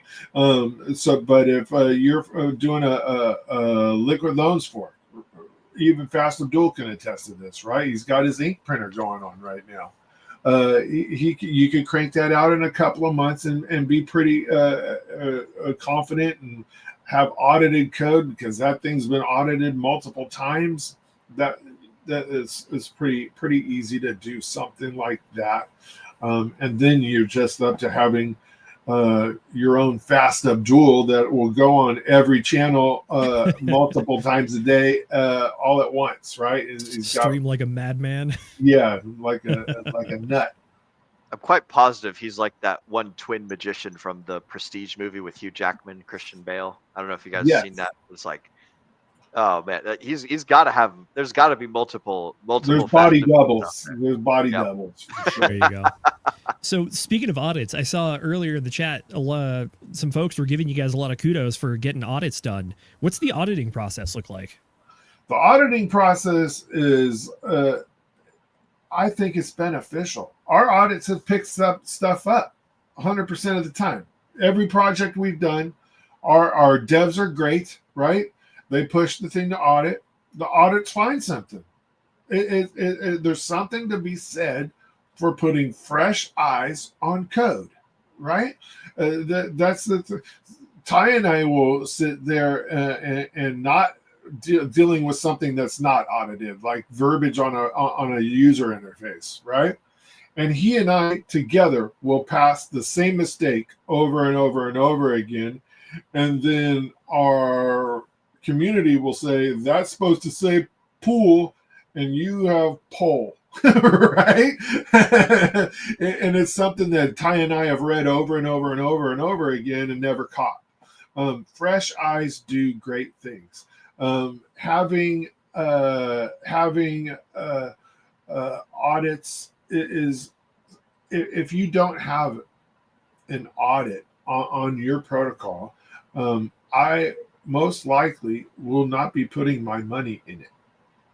I think I'm right there with you, because we've looked at a few other projects in the past and they didn't have a public audit or even an audit that they claim to have, and it's just like immediately it was just kind of setting off red flags in my mind. I was like, ugh. Yeah, you have to. There's reasons why, right? They don't have money to audit it, or they do have money on it, but they'd rather keep that money, right? Those two options right there. Or there's something funky going on. That's the only reasons right there. I can't think of a fourth reason. Is there a privacy concern with audits? Or like people will take your code and launch it first or some shit like that? Is that ever something people are worried about? I'm not worried about it. so I guess I could worry about it a little bit with Bistro, because Bistro is applicable to other chains, right? Having OTCs on other chains, it makes a lot of sense, right? Yeah. You do have, within the documentation of the audit, you have all kinds of agreements in there, right? NDA type verbiage. Okay. Yeah. But a piece of paper that's signed is only as effective as the amount of money that you would like to throw at a lawyer, right? Yeah. Well, and if am I going to go in, if that auditor is in a different country, am I actually going to file a suit against a guy that's multiple time zones away from me because he took my idea? The answer to that is no, right? But what are you going to do? You got to get an audit.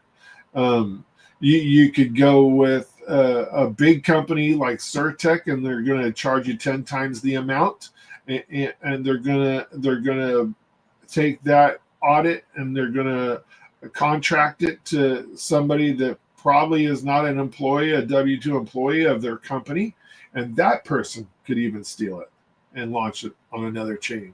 So there's a certain amount of trust, or even more so, probably a certain amount of acceptance, right? Yeah. That you have to employ to do these audits. It's just the way it goes. It sounds like it's kind of similar to what you mentioned earlier, which is find good devs and then really lean into them. And I think probably when you're shopping for devs or shopping for auditors, reputation is probably something that 100%. takes a large part of that. And then also a good track record too. All of these auditors probably could go launch a chain and fill it. they could, because they have freaking the code to so many dApps that it's not even funny. They could go launch freaking audit chain and have it filled the day it launches, because they have all the code and they audited it. Yep, makes sense. Audit chain, I like that. I mean, just imagine like all the different DeFi apps from all the different chains in one spot. Right. Tempting. It is. That's where reputation comes in, right? Yeah. I like, and on that subject, I like that you have the abundance mindset when it comes to developers. Like, a lot of people in the cryptocurrency space have like the scarcity mindset. It's like, oh no, I don't have enough. I gotta hoard more, and like collect everything and keep it like treasured and precious. And like that scarcity mindset is the type of thing that that like stops people from building cool new things and going out and exploring the world and finding the new, like there's a certain amount of risk tolerance that comes with, like, you find a really good dev and you tell everybody about them, but like, like everybody wins as a result of that. So I'm very glad to hear that you guys, like, you don't like, keep the devs in your front breast pocket and just like, no, you can't touch my little dev over here. He's mine. It's like, nah, trying to help him like get better, like help more people on Pulsion and do great things. And I think that's really respectable. Through the travels, right, we have found other devs that now we recommend to this big dev group that we push most of our stuff through, right? Yeah. And we say, if you guys want to have reliable work from great devs, go work for these guys. They're awesome, right? So we even, not only do we refer end users, right? People that are building things, builders to those devs. We refer devs to those devs. Yeah, that's awesome. That's cool. We have a lot of projects. They're very busy. Oh, I can imagine. I think, like, if you are so worried about the idea of like sending your code off to some third party, like, the only answer to really correct for that, but even then you're still exposed to some risk, is like try to hire an audit team for your own company, but that's even more expensive. So right, 100%. Yep, Ty was saying make sure that we get the audits and verifying the contracts at a minimum. I don't see how verification is like how people wouldn't do that. Like, you always want to double check things. Always, like you were saying, Marcus, like get those fresh eyeballs on the things so they can find your flaws and correct your polls to pools. Definitely. It's a great thing to have. It's also the idea that like you building a thing that needs to work perfectly. There's only so many ways that you can do that, but when it comes to breaking that thing, there's almost infinite ways to do that possibly. Man. So trying to just like corral all those ways to break your precious little creation there, it's important. 100%. Like when we did when we had the token totals for the PulseX distribution, we put those spreadsheets and we pinned them in our messages. Go find your address. Check our math. Yeah. Make sure that we did it right. Yeah. Because like trust but verify. 100%. Yeah. So I know we've touched on all the different little points here, but for someone out there with an idea, if you had to give them the bar napkin business plan on how to take your idea to a reality, what would you say that looks like? So if you have a great idea, or an idea, right, and you'd like to take it to reality, first thing I do is I talk to people that I trust, right, and that could be Fast Abdul, that could be Crispy Man, that could be RG3, right? Somebody that's going to be the end user of that idea. So I'm not creating myself as some brainiac wizard and I have something new that nobody's ever done before. Make sure you have a market, right? Make sure you have product market fit, right? So before I progress down the road towards devs, I want to make sure that I talk to some people that aren't going to take my idea and run with it, that give me feedback and give me additional things that possibly my idea can do, other places it might fit. I do that all the time, right? And now I'm such good friends with our devs, and Ty and I, we don't really even have to take those outside our little group. Now I can just talk about it within our group, and we're comfortable enough with each other to say, no, that's not freaking good, bro. Right? So that's the first thing I would do, is make sure that it's applicable in today's market. Next thing I would do is you got to start talking to people and finding a dev to build this thing, and understanding that the more complicated it is, the more money you need, right? So if it's a tax token, right, your budget isn't that large, right? You can put together a tax token and understand that the remainder of your money or effort is going to be spent in getting that thing adopted, right? Or if you're making a DApp, and then that's going to be double the price, right? And if you're making a new DApp that's not been done before, that might be double that price, right? So you're looking in the realm of, a couple of $1,000 to make a tax token to 70-80 grand. Ooh. Yeah, Man. I mean, development costs, they get up there quick. And by the way, I saw you had the catch there. You said, if you have a great idea, you go, nope. If you have an idea, I think Fast Abdul caught on to that one. Will, if you don't mind bringing up that chat. No, the one before that.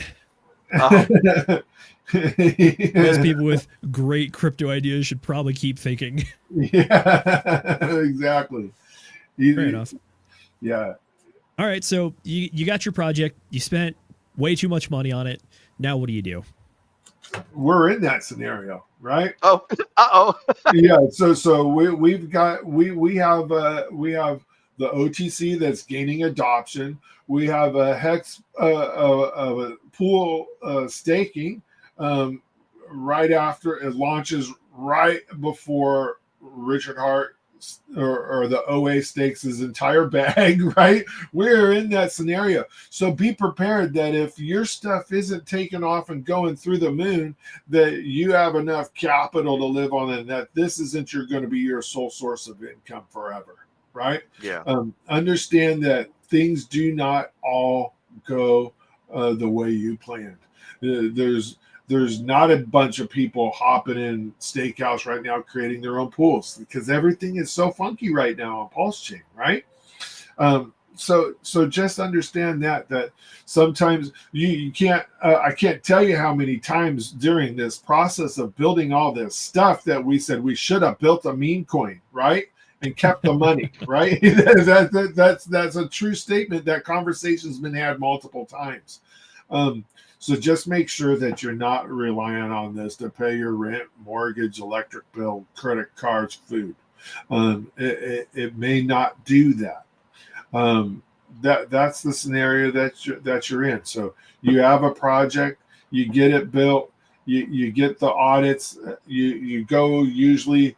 If you're dealing with reputable builders, they're going to probably refer you to reputable auditors, and then you launch, right? That's the order, right? You don't do a soft launch and say audits are forthcoming. Gotcha. You don't do that for sure. That's a good way to... So how does marketing fit into all this? Do you think decentralized applications and crypto tokens need marketing, or should it be more of kind of like grassroots kind of stuff? What's your take on that? We're lucky here, right? Because we're in the Pulse Chain ecosystem. So Ty and I have been around since Pulse Chain Chat prior to the Pulse sacrifice, right? And in that time, Ty was admin for the rooms, right? RH admin. We both spent days on that chat, right? Not even hours, days, months within that chat room. And in that time, we've accumulated a group of people that we talk to on a regular basis, consider them friends, right? Met in real life. That's what our marketing plan is. We're marketing to the people within our ecosystem. It's not by happenstance that Crypto Coffee tweets about our OTC. It's because we've been around for a while. Through the grapevine or through direct conversations, Crypto Coffee has figured out that we're not grifters of this community. We're putting out stuff that's decent, right? So we are more of a grassroots type of marketing. We're not putting banner ads up on deck screener or anything like that. Ty spends a lot of his time hosting and participating in spaces. I spend a lot of my time doing these, right? YouTube streams and spaces streams. That's our marketing plan. And partnering up with other people, other guys like Fast Abdul. I like it. I think that's definitely one of the things we've also noticed inside of the space is that Pulse Chain, just the community, everybody's so willing to work with everybody and really market each other and just have so much screen presence and just putting out all kinds of stuff all the time, whether you're Fast Abdul hopping on 7 streams a day or us trying to do regularly scheduled activities. There's just so much of that, and it's wonderful. 100%. And I've also found it really beneficial to join a paid group. Now, you guys may freaking there's a lot of people out there that say paid groups. They're just spending your money, blah blah blah blah. Right? I joined a paid group, not for charting and all that bullshit. Right? I joined a paid group to cut down the noise within the community, because when I have Tang Gang guys, right? They're very, very vocal, and I'm not disparaging them at all. They have done very well for their community, right? They have 5 out of 15 tweets in my on my page, right? The other groups have done the same thing. I joined the pay group to cut that noise down, right? And get to actual people that are wanting to either learn about crypto, like newgate people, or are experienced in crypto but are like-minded. And it's like taking the cliff notes from X or Twitter and putting them in one room and that room just so happens now, because I'm in Randy Hilarski's group, right? That group now just happens to be chock full of builders also, right? So we're able to bounce ideas off of one another. Very cool.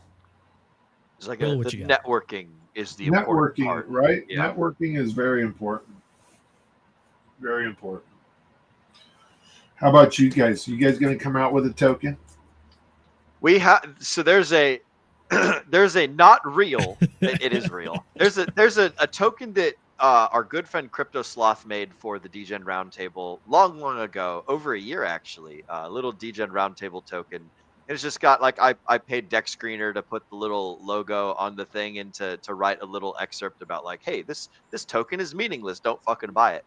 We have a DGen Roundtable token floating around out there, just like a stupid little shitcoin that's the worth, reason that it was built is we brought Sloth on for a show, and we all wanted to teach people about liquidity, and specifically low liquidity pools, like low liquidity pools, and how easy it is to manipulate price. So literally had the token on chain, and then on stream manipulated the price up, down, expanded the pool, retracted the pool, all that kind of stuff. So it is a teaching tool. It does not have financial value, but there are some funny moments every now and then. I think there was a stream we had Black Sheep and Donnie and a few other folks come on, and they were just screwing around on stream, seeing who could pump it more, or dump it more, and it was fun to mess around with. But it's not a real thing. What a great teaching tool that is. That's pretty awesome, you guys. Yeah, and it was a lot of fun, and like he also showed folks how to use the GoPulse token creation tool that exists over on the GoPulse.com. So shout out to those guys as well. Shout out to Crypto Sloth, wherever you're at out there, buddy. I hope you're having a great time. And yeah, like I learned a lot about liquidity just from fucking around with this silly little DGen Roundtable token. Whenever anybody tells me not to buy a token, I buy that token. Yeah, you should. Like this token is just a joke, man. Like it's a token of silliness and friendship and fun, and like it's not for anything. It's like I want to say it's like 2 pulse per DGen Roundtable, and there's 69,420,404. So we used all the fun people numbers in the creation of the token. So that's awesome. The one of the things Zenith and I have talked about an idea for a while now that we passed between the two of us. One of the things that we think is a cool potential idea for a project that like I might fund or we might just throw some money at one day is I want to make a one button HSI buy thing where like people can just be like, oh, I just want like a $10, $100, $1,000, like some sort of like a series of options, you know, like where people can just like go to like an Amazon and click like, all right, I want a stake, bam, done, and like they have their wallet in there, they pay, there's some sort of third party processing thing, automatically makes an HSI, automatically sends it to some sort of target wallet thing. I think it would be great for onboarding new users and to getting them to have like an automatic like Quattro. Oh, and that's the thing is like it's just an automated Quattro Cinco buy button. You know, like I originally thought of this idea because I was like, man, I hate going through like the process of clicking this mouse like 23 times once a week just to make myself another Quattro Cinco stake. And I was just thinking like, man, if only there was like one button that I could press instead of clicking my mouse like 27 times, that'd be a cool thing. So yeah, I don't know if that would be one of the other functionalities we talked about for that one is not just using it for yourself, but using it almost as kind of like a gift card you can give to people. Is that you can make the purchase and then hand it off to someone else and be like, hey, I got you a Quattro Cinco stake, like happy birthday or whatever. Here you go. That's pretty awesome. So that'd be like a zapper with some NFT functionality in it, right? Because it's a HSI, right? So I think that's a doable idea, and to add another cool thing to it, because you guys have viewership, people watch you guys. Make it a widget so anybody can put it on their site. That would be cool. Make it. I'm gonna write that down. Make it a widget. Yeah, we had talked to some. Go ahead, Z. We talked to a good friend. We may have bribed him with food as well to help us talk about these ideas. We did. But I think some of the roadblocks that I kept coming into was the idea of just trying to go straight from US dollars into Hex is onboarding or on-ramping, shall we speak. So it gets complicated and there's some questionable legalities surrounding that. So But you guys want to start with fiat on this thing? Yeah, yeah, it's like take your credit card and just boop. Yeah. Mm-hmm. That's the sticky part. That is we understand. That is the sticky part. Yeah. The best I could think of is like if there's just some sort of slush fund pool that already exists on chain that like people send like they're buying whatever the hell that then gets turned in and bridged over and refills that slush fund pool or whatever the hell. But like if there was just like a $10,000 pool that sits in perpetuity, make a coast widget. I mean, that's actually probably the correct answer there. That's what I was thinking as well, because those Coast guys, they've partnered with Old Glory Bank, and they're actually like Old Glory's not terribly far from where I'm at over here in Dallas. They're just north of the Oklahoma whatever. So I might like physically go walk into their branch and be like, hey guys, I want to start an Old Glory bank account, whatever the hell. Like the Coast guys. Have you ever spoken with them? I've spoken with Stoic a lot using the not like professionally as like hey like you're there we go, focus the camera a little bit. I've spoken with Stoic a lot in the little chat that they have on their website, because I was fucking up that protocol all sorts of bits and bunches when I first started using 0x Coast. So you know those guys are really, really cool, and one of their original ideas was to create a crypto incubator. And that's kind of like what we're describing. Coming up with ideas. Yeah, actually having a brick and mortar building where you would come and work on crypto projects. So we were one of the first people to interview Coast when they came out, right? And I had a long chat with them, and they were gonna have a brick and mortar building where you could build stuff for blockchain focus.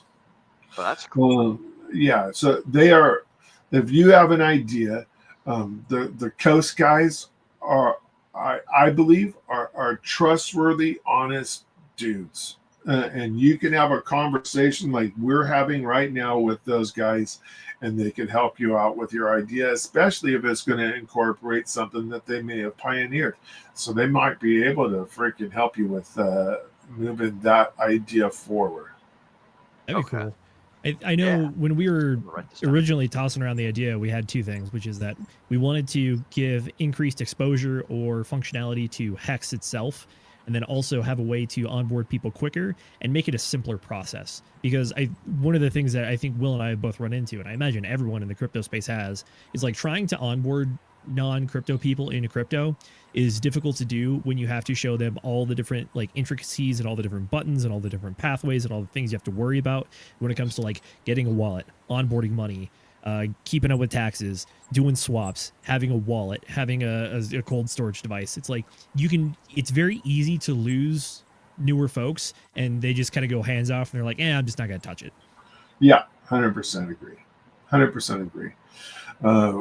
Being knee deep in or neck deep really in DeFi, a lot of that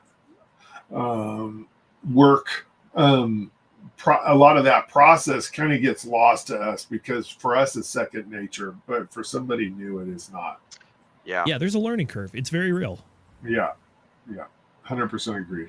Outside of that, though, I think the only other crypto project idea, I've talked to Will about this, is I was like, I would like to see more GameFi projects on Pulse Chain.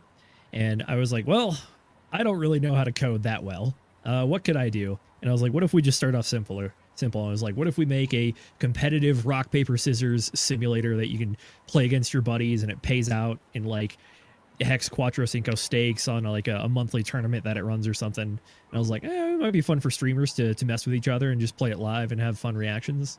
But I was like, all right, it's an idea. A Rochambeau widget. That would be awesome, right? I'm on this widget thing because one of the things we didn't talk about is those devs that we have. We partnered with them, on a project. So this isn't a pure Magic Carpet Ride project. This is a thing called Whisper. Yeah, see, he just put it up there. Yeah.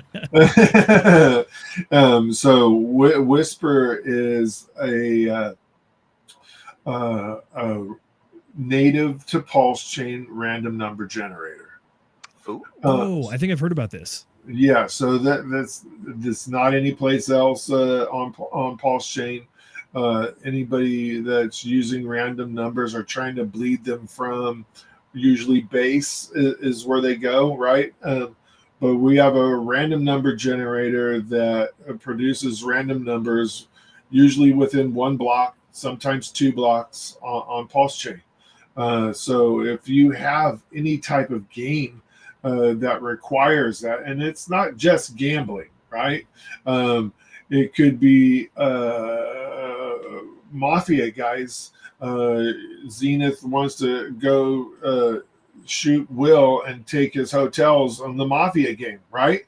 That's a Dungeons and Dragons play, right? That's a rolling a 20-sided dice or whatever you guys want to do, right? And it requires a quick resolution to providing a random number. And we are doing that on Pulse Chain. It is live and it's being scaled up so multiple users can use it, but we have it running now. That's cool. I know this is kind of like a nerdy thing to like geek out over, but the idea of just like, how do you create a random number? How do you procedurally create a random number? It's very much like a coding question, but I always find those things fascinating because I think, what is it? Like a popular one is you generate random numbers based on like infinitesimally small digits based on like the time that it's created or something. And then you could even run it through like a quick calculation to kind of change it up a little bit. Right. And you a lot of them are generated by using the Bitcoin hash, like Teller is using Bitcoin hash rate, right? Things like Cloudflare, they're using a wall of freaking lava lamps. What? Not joking. You can look that up on YouTube. They have a wall of lava lamps generating their security. What the fuck? If it works, it works. I'm just saying. Hey, what's more random than that, you guys? A wall of lava lamps generating a number. Doesn't get much more random than that. I don't even know. It'd be like it's a 0 or it's a 1. If most of the wax is at the top of the lava lamp, then it's a 1, and if it's at the bottom, it's a 0. You just make like a big giant binary thing. Yeah. Man. And it's interesting to watch. Truthfully, it's a wall of, and you could pull up a video of it on YouTube of freaking Cloudflare random number generator, and it'll show you a wall of lava lamps. Wild stuff, man. Yeah, it's really, really cool. Alrighty, well, I know we're approaching the top of the hour. Yeah. What do we got? I'm pulling up this wall of lava lamps right now. I don't know. I know I dragged this more into the techie dev side of things, but we talk to normal streamers like us more than we talk to devs. So whenever we get you guys on here, it's always fun to pick your brains on these things and also maybe put out some ideas for folks out there that are maybe scared away from developing their own projects based on just knowledge base or the amount of money it takes to create some AAA game for DeFi or whatever. But a quick question, like do you have any background in coding or anything like that? I don't have a background in coding. I do have a background in tech, but from the business development side of that, right? Okay. So I back in the day, I could tell you where all the blinking boxes go. I may not be able to configure them, right? Gotcha. But I can tell you which order they need to go in and how big they need to be and how many ports you need, blah, blah, blah, blah, blah, right? So the speak isn't foreign to me. But from a project, from a builder, that's not really something that you need if you have devs that you can rely on. You can literally take a napkin and say, this is what I would like to build, and they will tell you the downfalls. They will show you the pitfalls and the good parts. 100%. For sure. I know I have an engineering background, so when Will and I were talking about our ideas, one of the things that I really focused on, I was like, all right, I'm trying to imagine this project, trying to imagine the black box that we're trying to build. It's like, okay, as a user, what is your input? What is your output? What are you feeding it? What are you getting out? And then trying to like internally think about like, okay, here are the different mechanisms or ways that we can accomplish this thing. So it's like, for instance, like I give you a credit card. That credit card has to go into the website. The website has to then go to some automated system that will go to a bank account. That has to get detected. The detection creates some sort of DeFi app input that then says, cool, we're going to take this amount out of the reserve, send to address. And then at that point, if you're going to like a new wallet or something, you have to find a way to create wallets, which that's another thing entirely. But it's the idea of like, on top of that, how do we now also ensure that this thing is encrypted properly so that we're not just feeding people's credit cards or wallet addresses just into the ether for anyone to see, that kind of stuff. So that's the way that I look at these things anyways. So maybe it's you need to look at what you want your end result to be, and you need to pass that on to people who know how to do that. Yeah. And that because there is somebody out there that knows exactly how to do that. And I was one of the guys that would dive deep, right? I'm not an engineer, but I have decent math skills, right? And that might have been a path I chose had things been different, right? Some people might call that a dying art as we move further into the AI world, just being able to do quick maths. Yeah, 100%. The thing that I saw the other day was engineers, software engineers, only the good ones are going to survive. The ones that are next level, right? Because AI can do the rest of it now. Los Angeles law firms have a hiring freeze, the big ones, because paralegals can respond with AI to anything. And then the high level attorneys within that partnership, right, will double check it. So they have cut 15% of their staff and put a hiring freeze. So the AI thing, the tech revolution, right? The way we all thought it would be back in the day was, oh, you better not be a burger flipper or a strawberry picker, because those jobs are going away. Actually, those jobs are still there, and it's going from the top down. For sure. The AI craze has been, I guess, like black pill fun to watch from an idea where it's like all the creatives were like, oh, we're going to be the ones in the future making things. It's like, sorry, you were the first ones to be replaced, actually. Yeah, because maybe you are not too creative, so creative that you think you are. That's the key. Yeah, that's true. Although, I don't know. I mean, talking about AI and the future of generative slop being fed to other AI to consume and then give trends to make more.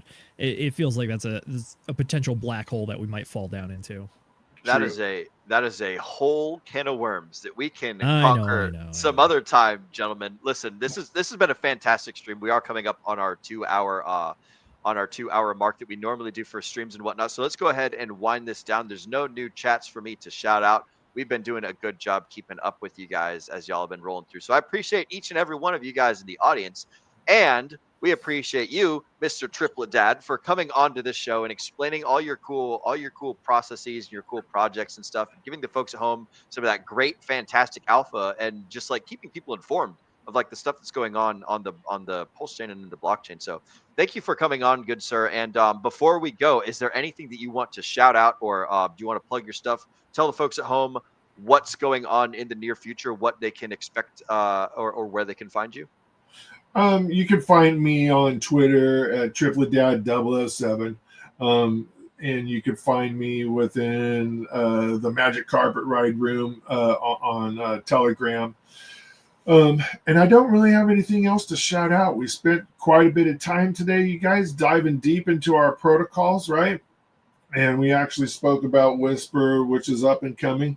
We have another project that will be coming out of that, but I think we're calling it a pause right there for the time being.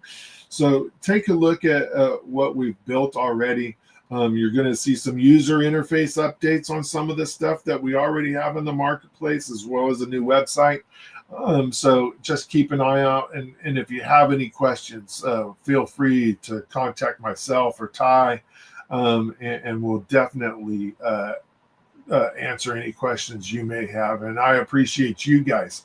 If anybody in here has any questions on whether they should go to a meetup and meet these guys or me or Ty or anybody else through RG3, go meet them face to face. 100% cannot say how that will entrench you into a community and give you a little bit of confidence that maybe these guys are okay. They're not out here trying to take my money and blah, blah, blah, blah, blah. They're real people. Break bread with them, go out, have a cigar, do that type of stuff. It is a lot of fun. Love it. That's what it's all about. I like it. Thank you, sir, for joining us. Mr. Zenith, where can the folks find you, and what have you got going on in the near future? Folks, you can find me on Twitter and Instagram at ZenithDI. Outside of that, though, I will be back this Friday where we are doing book club, 8 p.m. Eastern time. We're covering Market Wizards, talking to some old school traders and trying to gather some wisdom from them that we can apply to our new school technology over here. But other than that, we will be back with the Sunday show, 8 p.m. Eastern time, as always.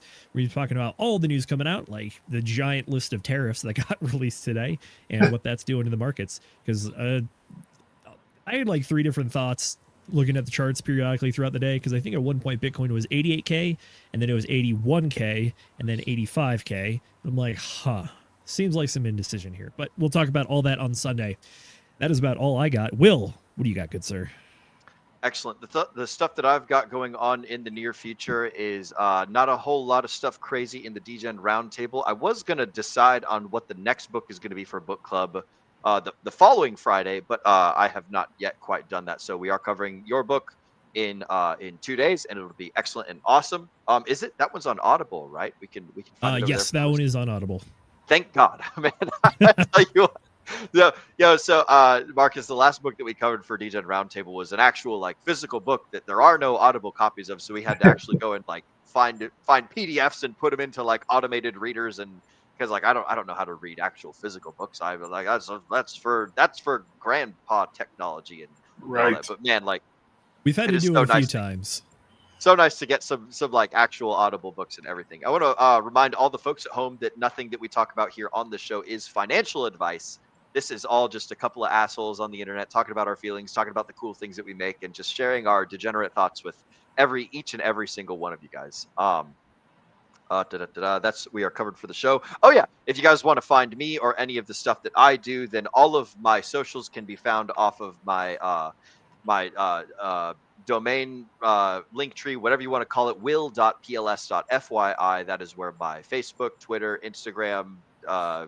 If you want to fucking go get your own Bad Idea t-shirts, then you can find the print for it over there. I don't get any money from any of that stuff. And hop on into the DGen Roundtable, by the way. I don't know if I already said that, but for those of you guys that are watching, you can scan that QR code that is right down there in the bottom center of the screen. It will take you over to the DGen Roundtable Telegram chat where you guys can hang out with us and do all the right there. Thank you, good sir. You can hang out with us and do all the degeneracy with us right over there. For those of you guys that are listening only or that are checking out the replay, gang, all that you need to do is go to t.me/DRT. That's Delta Romeo Tango DRT. Join now. Again, t.me/DRT. Join now. That's all I've got. That's all we've got for this show. It's time to go ahead and read off the end of show copywriting. By the way, Triplet Dad, we're gonna hang out in the green room for a quick little debrief. So you can bounce if you want. You can hang out and shoot the shit after we're done with the live show. But that's what me and Zenith will be doing as soon as I'm done with this fantastic copywriting. So, ladies and gentlemen, here we go. We the debauched in the pursuit of chaotic and magic carpet writing harmony.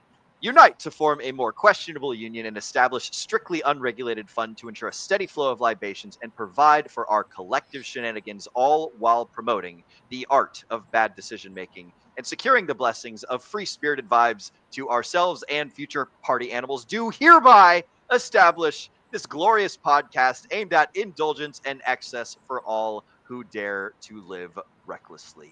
Will you join us and turn down for what? I want to thank all of you for spending your valuable time with us here on the DGen Roundtable. As Agent J often says, we know that time is your most valuable asset, and we appreciate you spending that time right here with us. Ladies and gentlemen, my name is Will Stevenson, but more importantly, you have been watching the DGen Roundtable. Mr. Producer, that's me. Go ahead and get that trigger finger ready, because it's time to remind all the folks at home to remember to DGen responsibly.